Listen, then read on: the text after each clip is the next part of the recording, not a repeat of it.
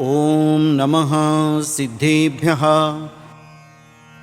सर्व श्रोतांना जय जिनेंद्र. आज आपण भक्तामर स्तोत्रमधील काव्य क्रमांक 3, ज्यालाच आपण सर्व सिद्धिदायक काव्य असं म्हटलेलं आहे.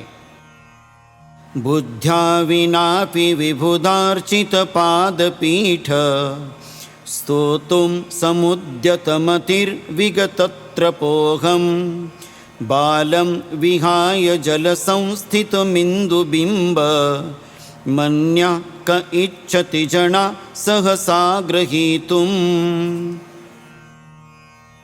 देवांच्या द्वारा पूजित आहे पाय ठेवण्याची चौकी ज्यांची, अशा है जिनेंद्र देवा. निर्लज्ज असा मी बुद्धीच्या शिवायही तुझी स्तुती करण्याकरता तत्पर झालो आहे. तान्हुले मूल अथवा मूर्ख याशिवाय दुसरा कोणी मनुष्य पाण्यामध्ये प्रतिबिंबित अशा चंद्रबिंबाला अविचाराने पकडण्याची इच्छा करील काय बरे? कोणीही नाही. ज्याप्रमाणे तान्हे मूल पाण्यात प्रतिबिंबित चंद्राची पडछाया धरू पाहते, त्याचप्रमाणे मी आपली स्तुती करण्यास तयार झालो आहे. या काव्यातील यंत्रमधील जी रुद्धी जाप आहे, ओम ह्रीं अर्हं नमो परमो हि जिनाणं ज्रौं ज्रौं नमः स्वाहा. मंत्र जाप. ओम ह्रीं श्रीं क्लीं सिद्धेभ्यो बुद्धेभ्यो सर्वसिद्धिदायकेभ्यो नमः स्वाहा. ओम नमो भगवते परमतत्वार्थ भावकार्यसिद्धिं ह्रां ह्रीं ह्रूं ह्रौं ह्रः अस्वरूपाय नमः. 3 नंबरच्या काव्याचा आपण उपयोग यंत्राचा असा करायचा आहे.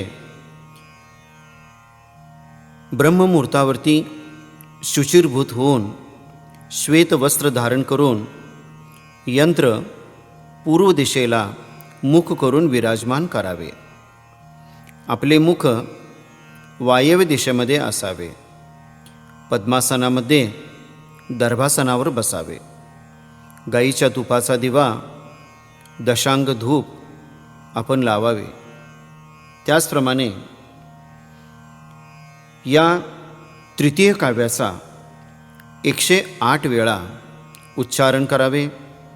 108 वेळा रुद्धी जाप्य करावा. 108 वेळा मंत्र जाप्य करावा.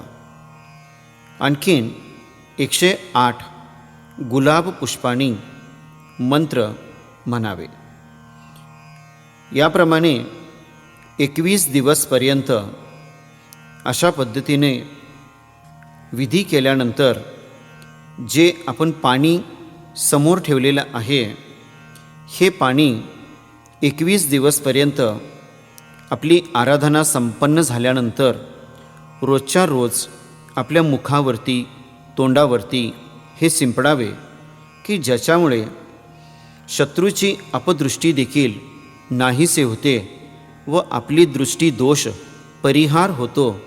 अशा पद्धतीने सर्व सिद्धिदायक हे 3 नंबरचे काव्य, याचे आपण महिमा जाणून घ्यावे. अर्घ्य आहे. ओम ह्रीं मत्यादि सुज्ञान प्रकाशकाय श्री ऋषभदेवाय अर्घ्यं निर्वपामिति स्वाहा. श्रोते हो, आज आपण सर्व सिद्धिदायक भक्तामर स्तोत्रातील काव्य क्रमांक 3 ऐकलेला आहोत. उद्या आपण भक्तामर स्तोत्रमधील काव्य क्रमांक 4, ज्याच्यामध्ये जलजंतू भयमोचक काव्य, हे आपण ऐकूया. जय जिनेंद्र.